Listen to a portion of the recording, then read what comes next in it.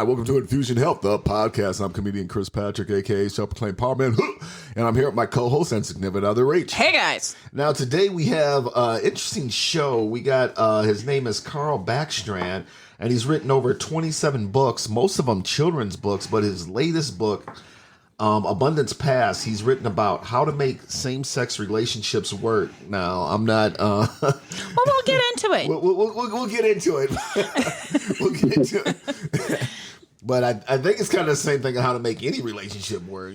Yeah, absolutely. But let's bring him in, and we can talk about it. All right. Okay, Karl, welcome to the show.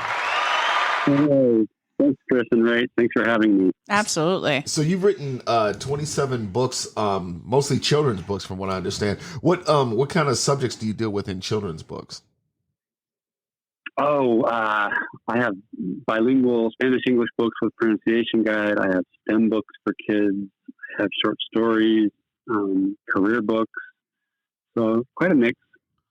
Okay. Now your latest book, How to Make Same-Sex Relationships Work. What inspired you to do that? What got you into that art? Yeah, it's a book I never planned on writing, but I had a friend. I was telling a friend about what I'd learned in the last several years. That just seemed so revolutionary and so different from what I'd believed growing up. The friend said, "You got to write this down. You got to share this information." What's that? Hello? So, yeah. So the book is basically what I've learned in the course of my life. Okay. I was exposed to sexual activity at the age of 8 by a male peer, and was sexually active on and off into adulthood, and then was just totally out of control as a young adult. Just could not stop being sexual with men. Okay. And always had this deep yearning, this hunger that was never being fulfilled. It was a deep desire for connection, and never experienced it in all the years that I was a crazy sex addict. Mm-hmm. Even when I was in love, or even when I was trying to make a relationship work or last, mm-hmm. it just seemed to fizzle. Mm-hmm. And then I finally achieved sobriety and went to the other extreme and was a recluse, almost a hermit, because I did not want to go back to being out of control. It's kind of terrifying to be out of control. So for about 10 years, I was just not very social. And then I felt like it was God that was saying, get out and interact with people, even men. Mm-hmm. And I was like, hello, remember me, the sex addict? Right. Yeah. And it was frightening, but about 5 years ago, I started to get out and meet men with the intent of relating in non-sexual ways. Mm-hmm. And the amazing thing that happened, it happened almost instantly in the very first interaction with another guy that understood what I was trying to do, was that because sex was off the table, immediately there was a deep connection, a really profound connection. And I still love this man to this day. Mm-hmm. And that's the other thing that happened. Not only was it the deep connection that I'd always yearned for, but it was something that lasts. Mm-hmm. Now, quick question. In those mm-hmm. past relationships, were they all guys, were they girls, or you would just generally sexually active with both? So I'm bisexual. I'm attracted to both. I was dating women all the time that I was a crazy sex fiend with men. Mm-hmm. It's kind of a unique story because I'm not one of those people who is only attracted to one sex. Right. Mm-hmm. And so the book talks about fluidity and the different kinds of relationships. I believe there are infinite kinds of relationships and ways of relating with people. Mm-hmm. And so often we get bogged down into this paradigm of, well, it has to look like this, otherwise it's not legitimate or whatever. Well, I think the old school thinking is that, you're married, that's your everything. Mm-hmm. You don't have friends, you don't talk to anybody, you talk to your spouse about everything. And for me, when I'm ticked off at Chris, I don't want to talk to him.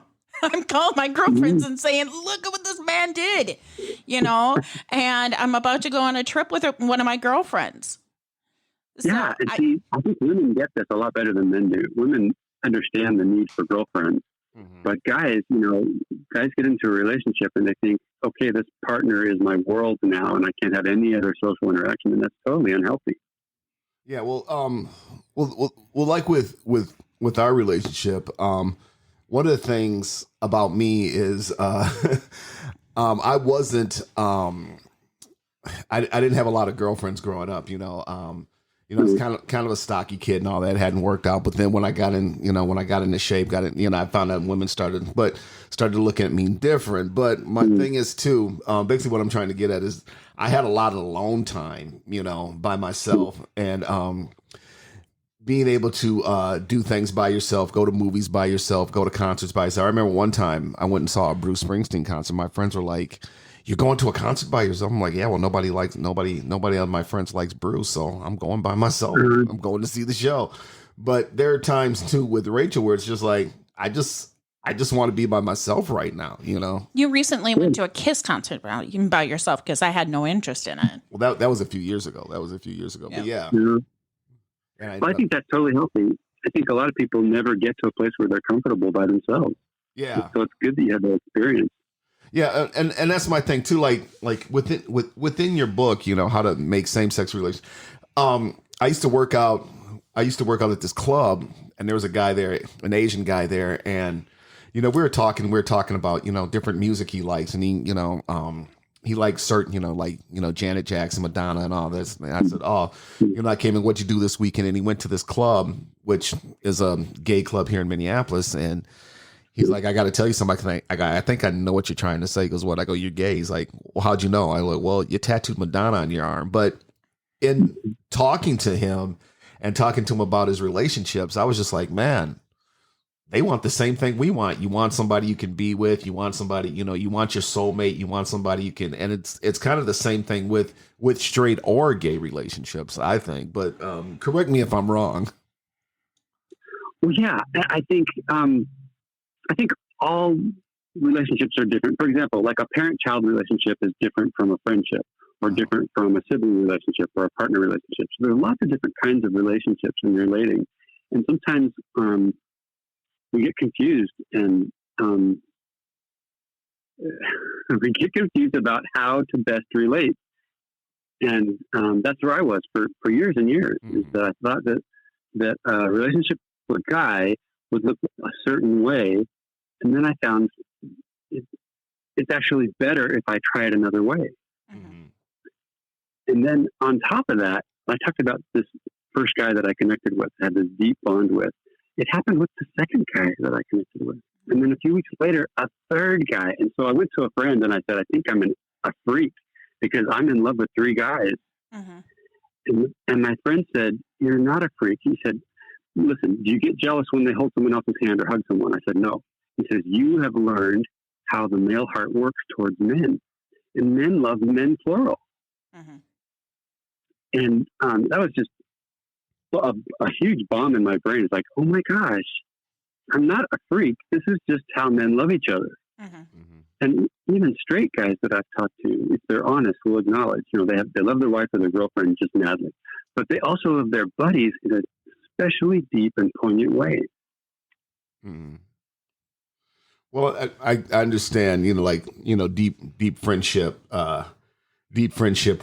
with your friend, with your male friends, like hanging out and stuff like that. Like people say to me, well, I've said to people, it's like, there's some things I like to do with guys that I don't like to do with, with girls, like sometimes I like, going to like a baseball game or a sporting event with guys, because that way I can act crazy. I could just be myself, as opposed to being with the girl, like, sit down, you're embarrassing. I could just let loose, But then there's sometimes with girls, I'd like to be with, a girl or something like that instead of being with a male friend.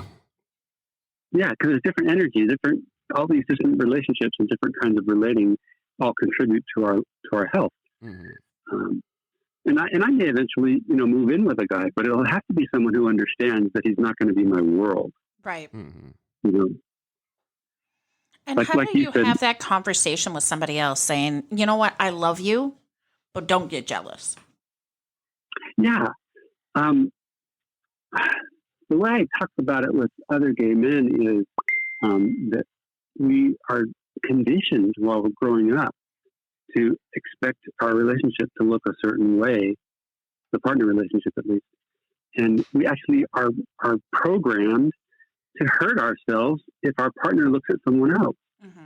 And that's ridiculous. Right. And you, Rach, expressed it well, how it's very important that you get out with the girls or get out with a girlfriend. It's a different emotional need that you have that Chris can't feel. And so, so often the world tells straight and gays that your partner has to be your world and there's nobody else, and that's just wrong. It's unhealthy. And I'm not talking about sexually. I'm not saying about sleeping around. I'm just saying you have different kinds of relationships. Absolutely. And I think even myself, when I was growing up, I just thought my parents were each other's old world. I didn't see their friends very often. My mother related all her insecurities and all that on me. I was the oldest, and I kind of carried that on. And I'm like, I'm not going to give that to my kids, but how do I not portray jealousy to my significant other? Because I can say in my first relationship, when I started dating him, I was very jealous. We had a long distance relationship, and every single time I was jealous. And me and Chris, when we started dating, had a 3-year long distance relationship. And I'm older, much more mature at this age. Never once got jealous. Yeah. So you guys had a maturity to your relationship. Well, I found that. And for me, Go ahead. Go ahead. Go ahead. I was going to say, for me, the advantage of not being sexual anymore with men is whoever I end up living with is going to know that I'm not sleeping around, that I'm meeting friendship needs. And there's just, if they get that, then there's just not going to be any jealousy. And, and I would have my friends over. It's not like I would do things exclusively or, away from my partner necessarily. But like you said, Chris, sometimes you just need to be alone. And that's important too, to be alone.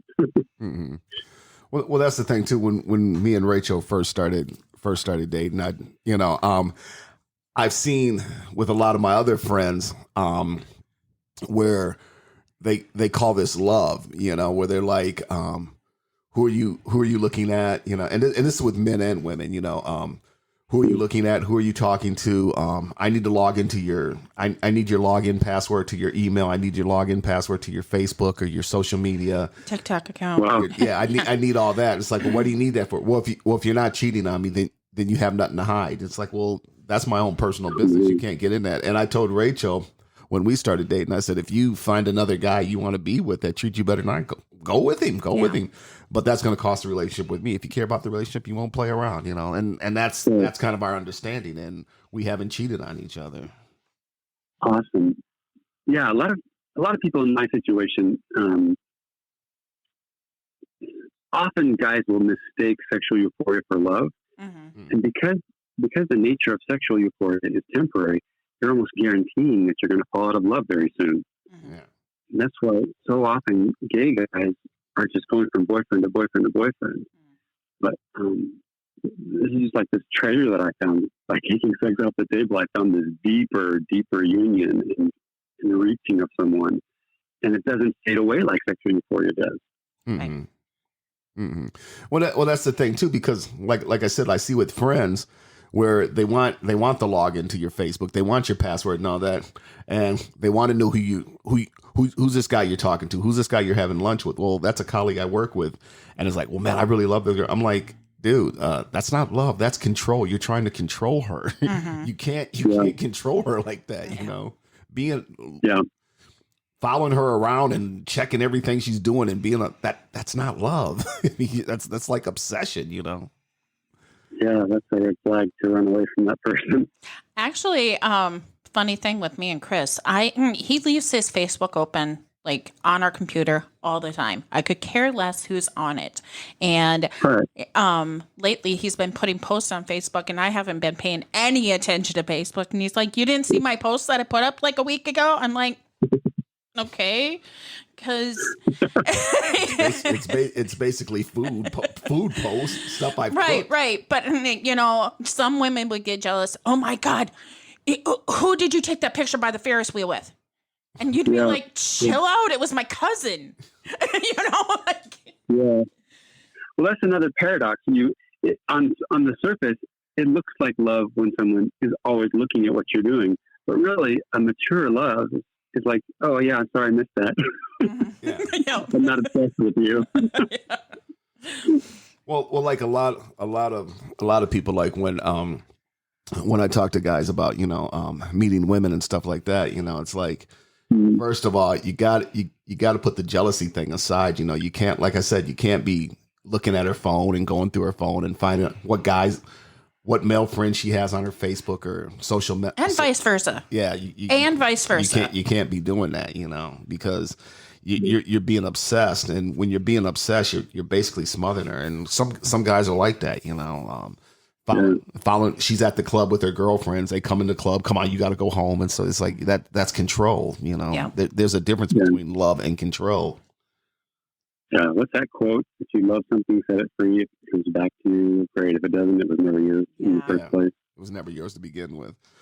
But one of the things I want to talk about is like it sounds a lot with your life and being with the different guys and stuff like that.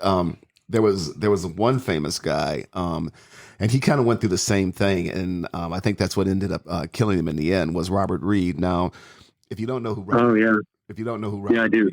Okay, well, to the listeners out there, Robert Reed was the father of on the Brady Bunch, and nobody knew that he was gay. But after he died, all the papers went that he actually had a daughter, but he was actually a gay man. And the thing is, from the documentaries and stuff I've seen on this, Sherwin Shorts, the guy who created the Brady Bunch, said that he never had one person he was with. He was always with a bunch of different guys and stuff like that.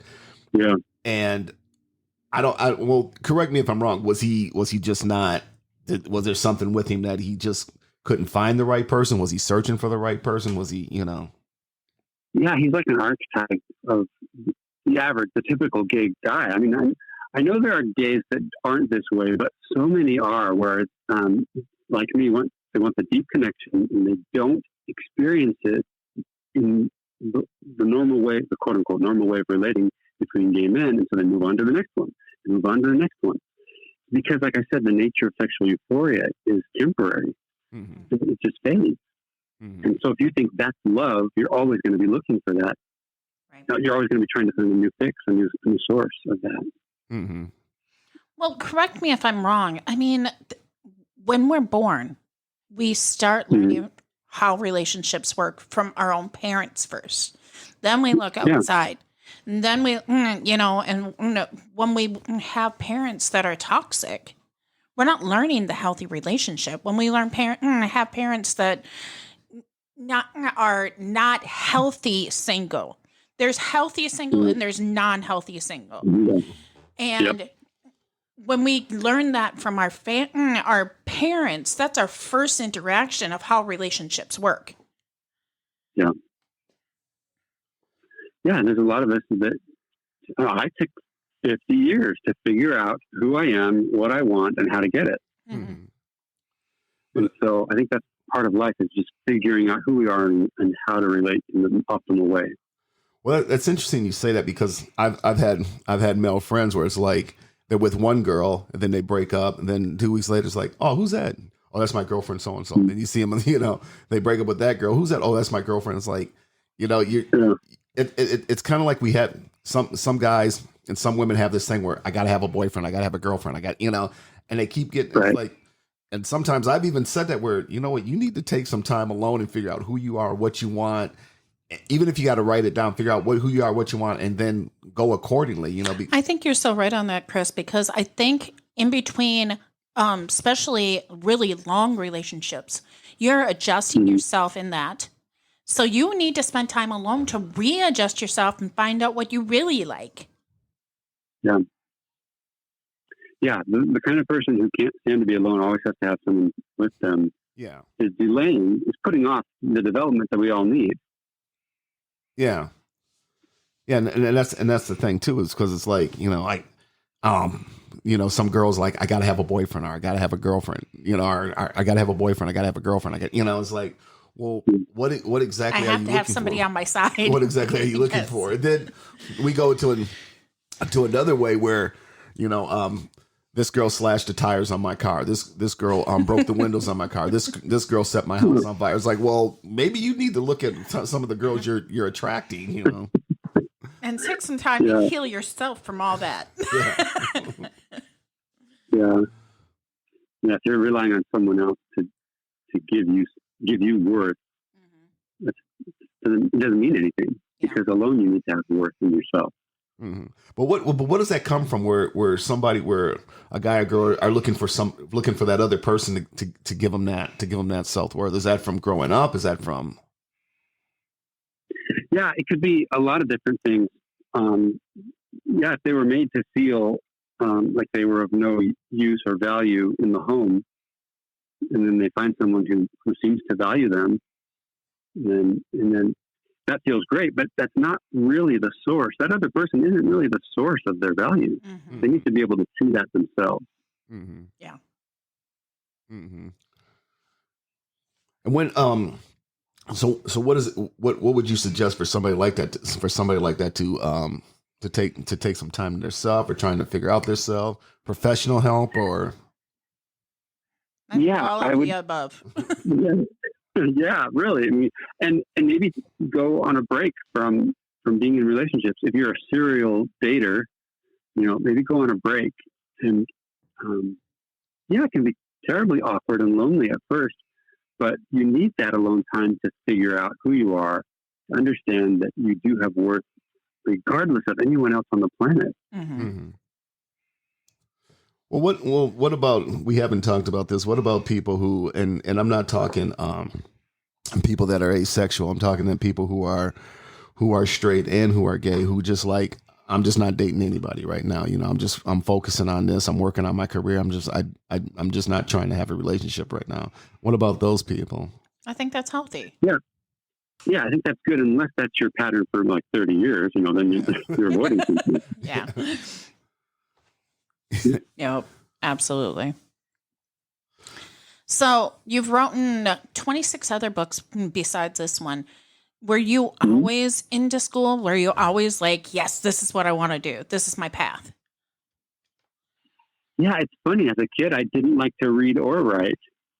But I got the measles when I was like 8 or 9, and my grandmother bought me a chapter book called Bicycles and Ortho Mystery.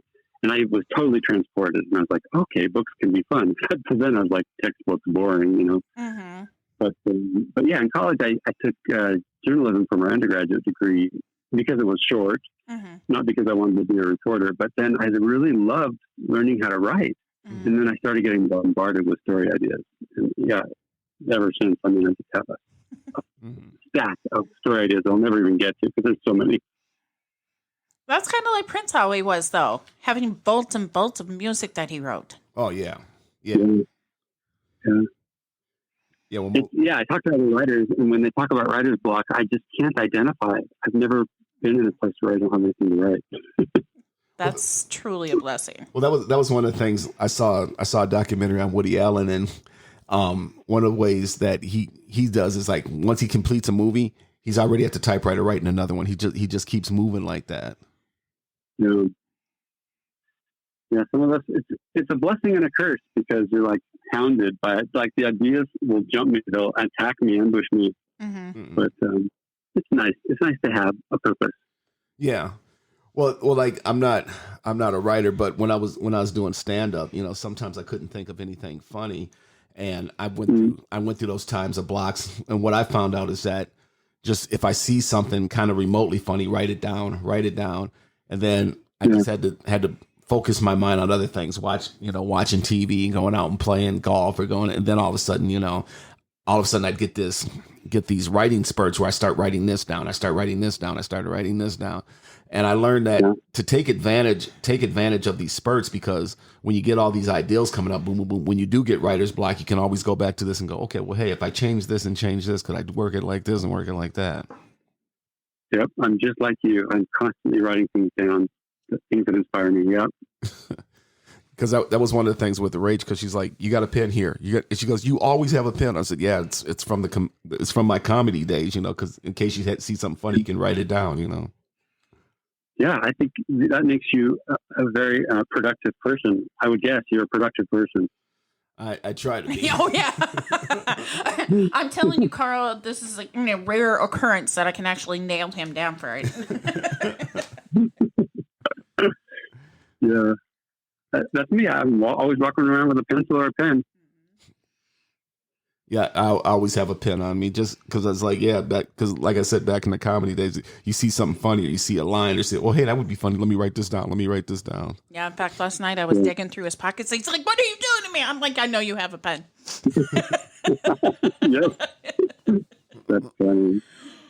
Yeah, but it's gotten to the point to where it's like, when I don't have a pen, I'm like, where's my pen? I need a pen.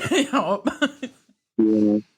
Oh, I just thought of something that I should let your listeners know they're probably curious about, because many people ask me this, and that is, what about your sex drive? Because I'm not being sexual with guys anymore.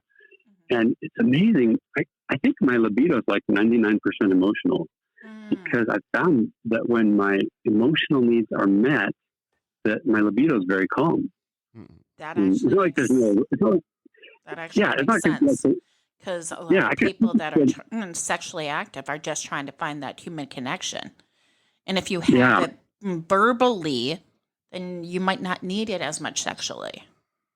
Yeah, I mean, I still enjoy affection and kisses and giggles and tickles, but and I still get aroused. But my libido is not in my face, screaming, "Give me what I want." I'm not even really fighting or resisting. It's just like, I feel great. I feel so fulfilled right now. Well, now we moved on to another subject.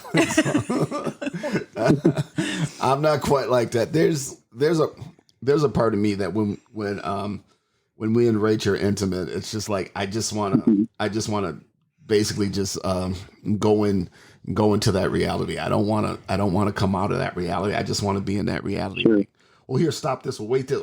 Just take me there. Yeah. Yeah.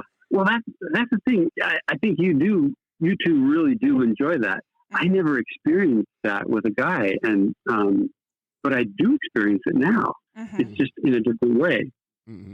I had to shift my brain to figure out how to get that.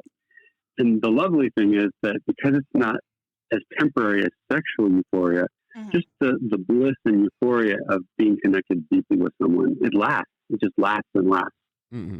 Well, see, I was sexually active, brought to me when I was about 7, 8 years old. And a trauma actually happened when I was about 6 in our household.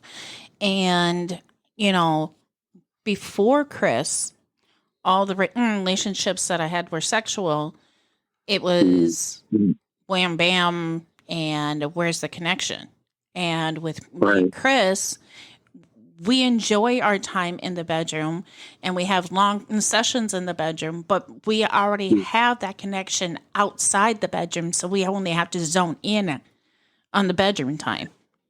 I totally believe you.